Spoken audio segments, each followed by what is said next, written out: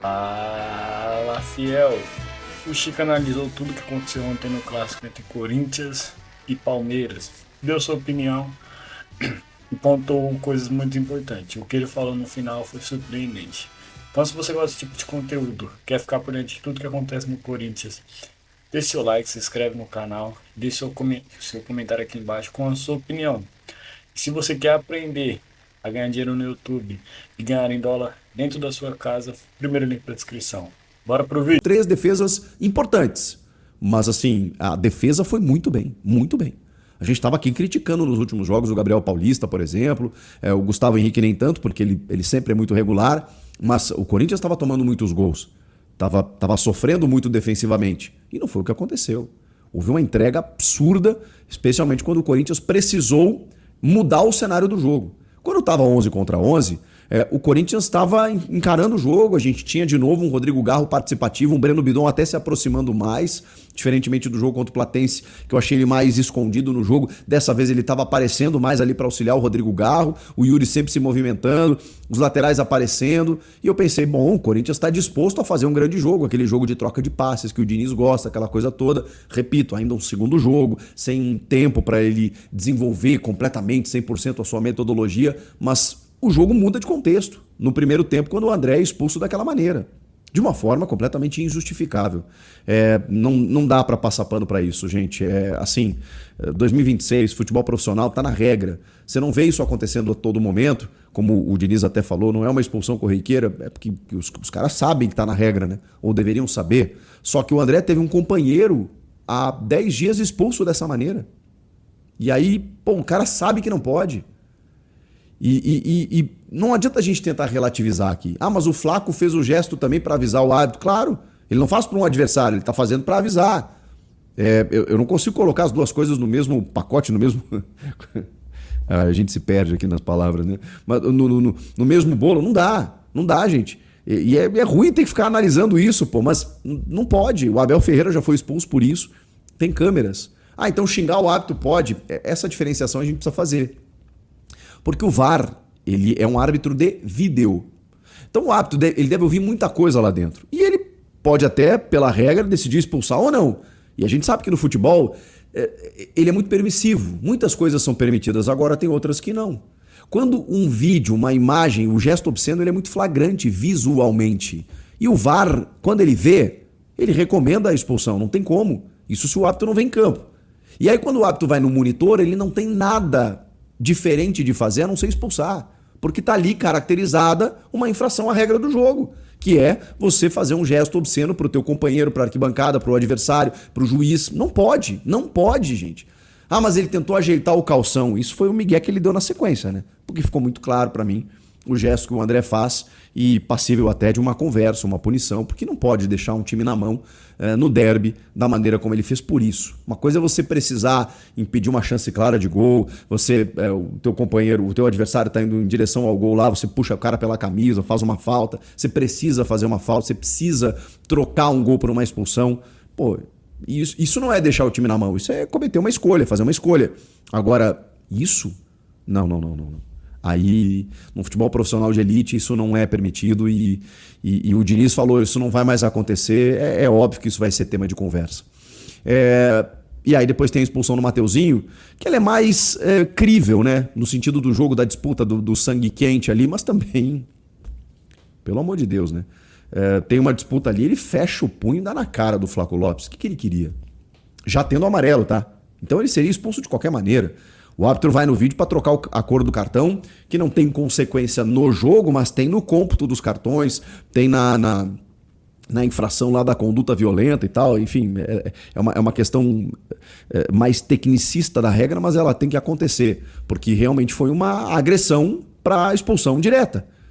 E olha que o Gabriel Paulista também correu risco na mesma confusão. Foi foi um derby muito difícil de administrar, parecia Grenal, né? Mas o Grenal foi tão xoxo, né, que nem dá pra usar como comparação. Foi um derby tão quente, cara, que em vários momentos o árbitro teve que administrar um quiprocó. E eu acho que o Corinthians entrou na pilha. O Corinthians teve um sangue quente, uma pilha excessiva. O Mateuzinho já era, assim, estava procurando esse cartão já tinha um tempo. Não sei se por conta da expulsão do André, mas assim, alguns caras estavam num nível mais acelerado. E, cara, você corre risco com VAR, com arbitragem hoje. Muitas vezes o critério do árbitro, nem foi o caso, tá? Eu acho que o Flávio, ele expulsou corretamente esses dois. Vocês podem daqui a pouco procurar outro lance, que mas ele deixou de marcar, não sei o quê. Acho que é do jogo, porque foi um jogo muito difícil de apitar, tá? Muito difícil de apitar. E aí, voltando pro jogo, isso muda completamente. Mas o Fernando Diniz, cara, ele fez um negócio que poucos técnicos fazem. Ele não mexeu no time. Tudo bem, ele perde um volante, né? Que é um jogador onde ele tem numa faixa em que ele tem mais atletas ali. Então, ele não é que ele perde um zagueiro, ele precisa fazer uma correção. Mas, ao mesmo tempo, ele não mudou o time. Ele simplesmente reposicionou seus caras, que estão mais agrupados no seu time, em relação ao time do Dorival. Você percebe eles encaixados, né? Quando o Palmeiras tem a bola, todo mundo fechando a porta, e por isso o Palmeiras teve inúmeras dificuldades. Estou falando do lado do Corinthians, mas tem o lado do Palmeiras também que eu já abordo. E o Corinthians tem esse mérito, porque também é importante dizer, o Corinthians se defendeu muito bem, com um jogador a menos, com dois jogadores a menos. Quando ele perde o segundo jogador, que é o lateral, que é o Mateuzinho, ele faz uma troca. Ele sacrifica o Rodrigo Garro para colocar o Carrijo pelo lado do campo para fechar o espaço do Sousa que estava caindo por ali. Porque senão ele deixa aquele corredor aberto e aí um Deus nos acuda. Então essa correção ele precisou fazer. E foram as únicas trocas que ele fez no jogo. Mas por que ele não botou o Zacarias Labiat? As únicas duas. Eu falei de uma só, né? Depois ele tira o Kaique para botar o Lingard porque o Kaique cansou. E o Yuri, que termina o jogo com cãibras, carregado pelo Hugo Souza. Por quê? Porque ele correu que nem um monstro, como normalmente faz. Quando o Palmeiras tinha a bola, o Yuri não podia ficar lá na frente fazendo o pivôzinho, esperando um balãozinho, né? Do tipo, toca a bola para quando vocês recuperarem, aí toca para mim aqui que eu vou ficar aqui. Não, porque senão eram apenas 8 jogadores de linha. Então ele tinha que voltar para poder ajudar o time defensivamente, e quando a bola sobrava, aí ele buscava alguma coisa. Então ele corria para frente, corria para trás. E a chance mais clara, ela cai nos pés do Yuri Alberto. Olha que loucura o que é o futebol. O Corinthians poderia ter vencido o jogo por 1-0, porque a chance mais clara do jogo foi do Corinthians. Num gol absolutamente perdido, numa falha do atacante, mas também é preciso dizer o seguinte, nenhum outro jogador do elenco criaria essa chance para si. Só o Yuri Alberto. Porque ele ganha na velocidade do Felipe Anderson, ele ganha na disputa, ele ajeita a bola de cabeça e ele parte em velocidade cara a cara com o Carlos Miguel, que faz uma puta defesa, mas com um erro na escolha, né, na tomada de decisão do Yuri. Porque, se vocês repararem, ele baixa a cabeça e chuta a meia altura. E o Carlos Miguel, gigante que abre o compasso e faz a defesa, uma espetacular defesa. Mas o Yuri podia ter tocado para o Kaique, ele poderia ter finalizado embaixo, ele poderia ter chutado cruzado, ele poderia ter driblado o goleiro. Ele escolhe a pior decisão, que é um chute a meia altura num goleiro que tem reflexo, que conhece o Yuri, que fez a leitura correta do chute e que acabou impedindo o gol do Corinthians. O jogo poderia ter terminado 1-0 para o Timão, incrivelmente, por conta desse lance do Yuri. Mas, repito, vou repetir o que eu falei. Outro jogador não teria criado a chance que ele criou para si. Então o Yuri tem disso, ele perde alguns gols, mas ele gera muitas questões ofensivas, e esse é um lance nítido disso. A maneira como ele vence a disputa com o Felipe Anderson prova isso. Por outro lado, também o Felipe Anderson está sendo massacrado pela torcida do Palmeiras, porque, cara, você não pode, com 2 jogadores a mais, posicionado no campo ofensivo, você perder aquela bola. Não pode. Porque aí você gera um contra-ataque, um ataque mais do que promissor, uma chance clara de gol para o teu adversário, quando você tem 2 a mais e você está no campo do adversário. E ali é falta de concentração, basicamente. Então, o Palmeiras ele foi muito incompetente para conseguir o resultado. A gente está falando do líder do campeonato, que tem qualidade técnica, que tem jogadores capazes de resolver lances difíceis, e foi muito morno o Palmeiras no jogo. O Palmeiras finalizou pouco, e quando finalizou foi realmente bloqueado pelo Corinthians, mas é um time que precisa encontrar soluções, por mais que o adversário esteja fechado. A gente está falando de 2 jogadores a mais durante boa parte do jogo, e isso é inadmissível para um time que quer ser campeão e que está ponteando ainda o campeonato hoje com 6 pontos de diferença do vice-líder, que é o Flamengo. e ainda assim cedendo uma chance clara de gol para o Corinthians. Então, o Palmeiras ele sai chamuscado desse jogo. É que a condição de tabela lhe permite uma certa tranquilidade. Já o Corinthians ele sai um pouco fortalecido, porque apesar do contexto ruim, que a gente está falando de vários jogos sem vitória no Brasileiro, né? Ganhou do Platense pela Libertadores, mas no Brasileiro é ruim, é uma campanha ruim, é um momento instável, é 16º colocado, o contexto não é legal.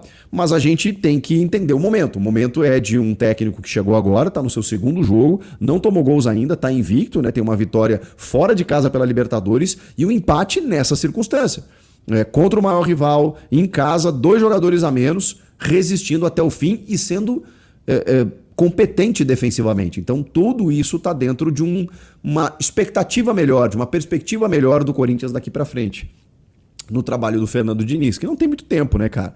Teve que reposicionar os caras hoje, manteve o mesmo time, porque ele tá com vários desfalques, né? E aí vai ter um jogo quarta-feira agora, de novo pela Libertadores, com esses jogadores que ele pode utilizar, o André e o Mateuzinho, mas contra o Vitória semana que vem, já não. Aí ele vai ter que buscar um resultado lá no Barradão com desfalques. E aí ele vai ter que entender de que maneira ele vai escalar a lateral direita, o meio de campo e também buscar um resultado positivo, já que a tabela no Campeonato Brasileiro ela é perigosa. O Corinthians hoje está na beira da zona do rebaixamento. Mas hoje, cara, não tinha como a gente esperar algo diferente pelo que aconteceu no jogo. 2 jogadores cometeram atos ruins, a famosa cagada, e aí você perde esses caras, deixa o time na mão, a partir dali você tem que sobreviver. Você tem que, cara, eu preciso passar por esse jogo. Eu preciso diminuir o ímpeto do adversário, que é qualificado, que é o meu arquirrival, e o que mais me surpreendeu e que me traz pontos positivos no jogo é que o Corinthians não aceitou perder esse jogo. O Corinthians não aceitou. Muitas vezes por uma pilha exagerada nas disputas, e por isso até, não só por isso, mas também acabou perdendo jogadores e teve jogadores amarelados e correu outros riscos no jogo, porque estava realmente envolvido com o jogo, mas também por conta de um aspecto tático fantástico. O Corinthians fechou a porta de várias maneiras, bloqueou as ruas que o Palmeiras buscava entrar e não conseguia nenhum êxito, né, para poder vencer o jogo. Então tem esse lado positivo. Fica difícil analisar o trabalho do Diniz, porque nesse segundo jogo, primeiro em casa e de uma maneira mais consistente, que a gente pudesse daqui a pouco entender de que maneira o Diniz quer propor um jeito de jogar do Corinthians, ele teve o seu plano abreviado no primeiro tempo, com a perda de um jogador, e no segundo tempo com a perda de outro. E aí você esquece um pouco o plano tático, o esquema de jogo, você vai pro tudo ou nada, você vai para se defender, você vai para buscar alguma coisa que seja o imponderável. E foi isso que o Corinthians fez, quase conseguindo, inclusive, o gol do Yuri Alberto. No final, tendo o Hugo Souza como um destaque, tendo a defesa como um destaque, foi o que deu para fazer. E o Palmeiras, repito, muito incompetente para poder buscar um resultado que lhe seria favorável diante de tudo que aconteceu na partida. O que vocês acharam do jogo? Quero que vocês comentem aqui se vocês estão gostando